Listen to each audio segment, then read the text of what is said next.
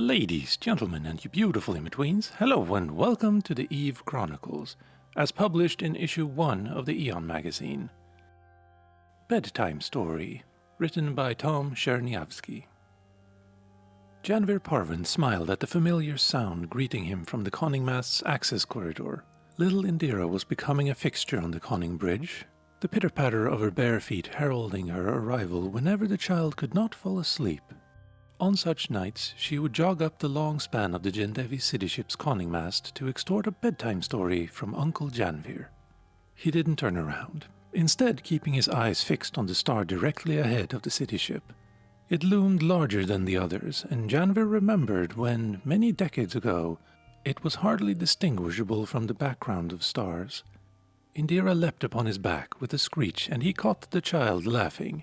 "Trying to give me a heart attack, little one?" "Uncle Janvir, I couldn't sleep. The heater broke again." The child's eyes were filled with mirth, but she was shivering. Maintenance was a growing issue aboard the Deva, the great hollowed-out asteroid where the remnants of the Jendevi people had made their home for the past centuries. Janvir prayed daily that the star they approached would be their promised land. The lure of encountering another civilization was what launched the ship in the first place. But now, seeking out the lost cousins of the Jendevi had taken on a life-threatening urgency. Deva was an archaic sublight generation ship, and she wouldn't last much longer. "So, Indira, which tale would you like to hear tonight?" He smiled warmly at his niece. Indira didn't skip a beat. "Tell me about the aliens, Anka." Tales of the lost colonies enraptured children throughout Deva's 500-year journey, giving rise to many generations of talented cartographers, engineers, and agriculturalists, all focused on the task of reunification with the rest of mankind.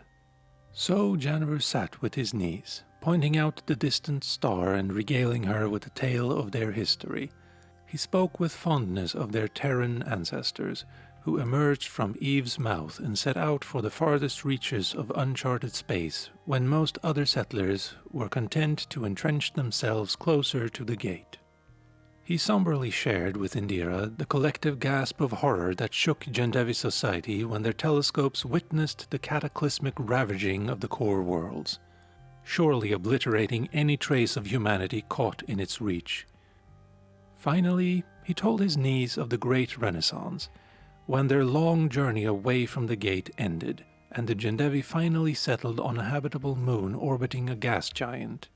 It was the only world they could find which would support life in the sparse stars far outside the Eve cluster.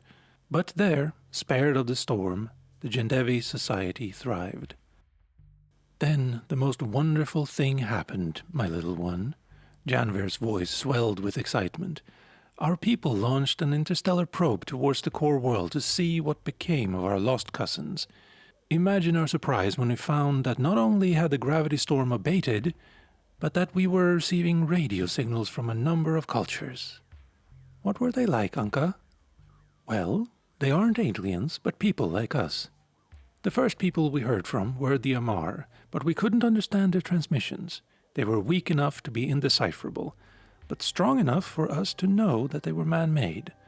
Centuries later, we heard from the Galente, who sound a lot like our people from their signals, very free-spirited and artisan in nature. Then we got to know the Kaldari, who are an industrial society we believe to be part of the Galente, and the Minmatar, who are at war with the Amar. You should keep in mind, little one, that such transmissions take a long time to reach us. These people might be quite different when we finally meet them. Best of all, though, we're almost there." The little girl was ready to doze off in his arms, but Janvir continued, reflecting on the Deva's construction when the Jendevi discovered the rapid decay of their moon's orbit. The generation ship was the ark of their society, an asteroid captured from their parent planet's rings. Within its gleaming rocky exterior lay an archive of history, including detailed timelines of the human arrival in New Eden. These would prove an invaluable gift to their lost cousins, Janvir explained, since all analysis of their transmissions indicated the core colonists who survived the cataclysm had no clue regarding their origins. Thus, Deva departed for the core, filled with nearly 600 artisans, scientists and engineers, the cream of Jendevi society. The heart-wrenching sight of their disintegrating moon through the Deva's aft viewport imbued their journey with a grim finality. A panel to Janvir's side lit up, interrupting his tale. He set the sleeping Indira down on his bench and stood bolt upright, eyes racing over newly acquired telemetry. Sweat beaded upon his brow, and Janvir raced to a communications panel. "Jihat, get to the conning bridge. You have to see this." Jihat Parvan was his brother and father to young Indira, but also Deva's chief watch officer. His bare feet made a different sort of pitter-patter, noted Janvir, as the ranking officer stormed blary-eyed into the conning bridge, still in his pajamas. "You woke me up in the middle of the night, Janvir. This better be good." "It's good, brother. I think we may have concluded our journey early," exclaimed Janvir, pointing frantically at the LiDAR panel. Jihat approached it and went pale in the face. Centuries ago, the star Deva set course to had been identified as the closest major source of transmissions. It was decided that the red star offered the highest chance of encountering another civilization, but arrival in the solar system was still weeks away. The obstacle in Deva's path was a far more pressing matter. If we reverse sublight drives now, we stop just in time to avoid plowing into it. Looks like an asteroid belt, but look at these. The signature is metallic and angular, and there's dozens of them. Could it be a settlement? You seen what I'm seeing on the scanner, Hiraki? Well, I'll be damned. Must be a drifter. Can you approximate its position?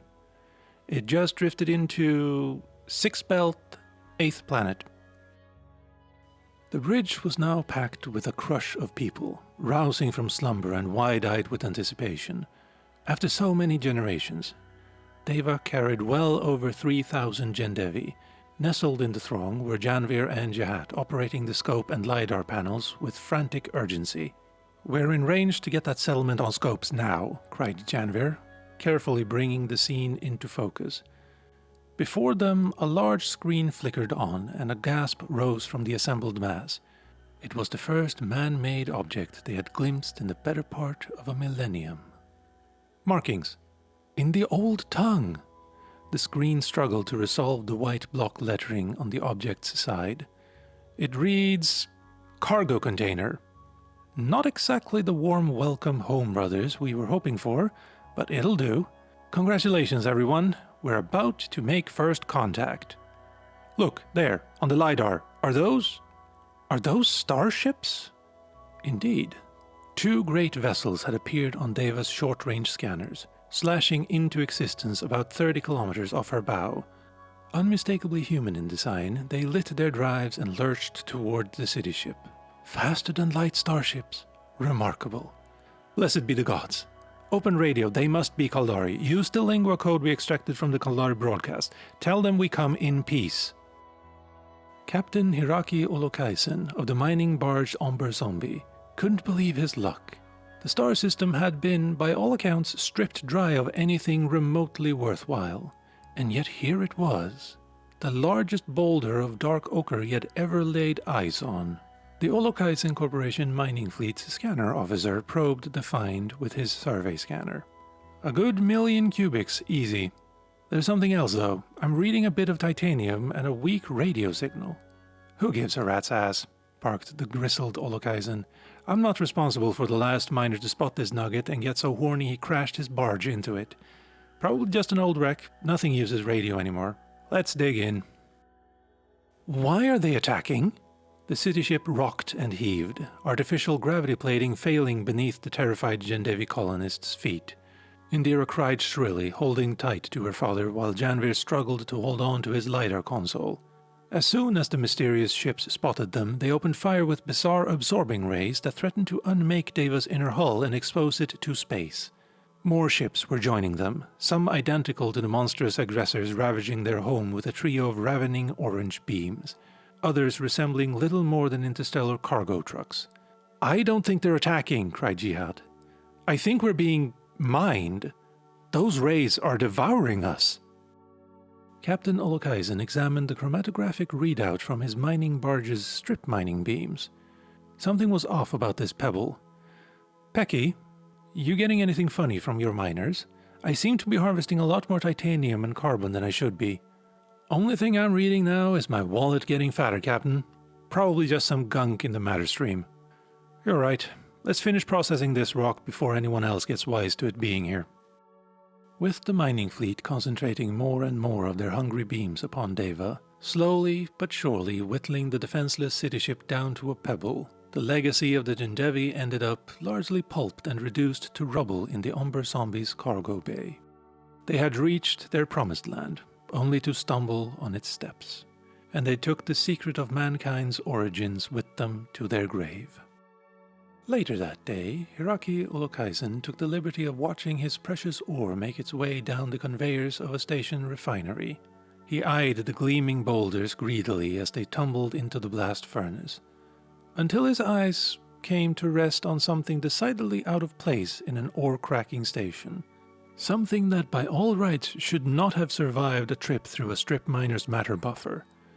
It was a small toy, a kind of animal, almost comically straddling a chunk of dark ochre before it plunged into the furnace maw.